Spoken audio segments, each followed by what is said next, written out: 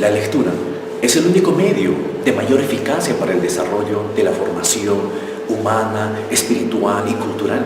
Su empleo y práctica se ha reducido de manera ostensible a pesar de tener acceso a mayor calidad y cantidad de información y conocimiento en comparación a hace 30 años.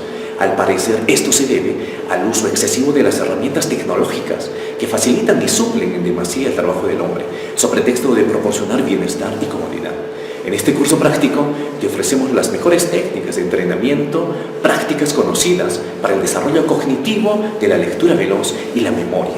Tal igual que cualquier disciplina olímpica, el cerebro requiere ejercicios de entrenamiento para desarrollar la habilidad deseada o específica.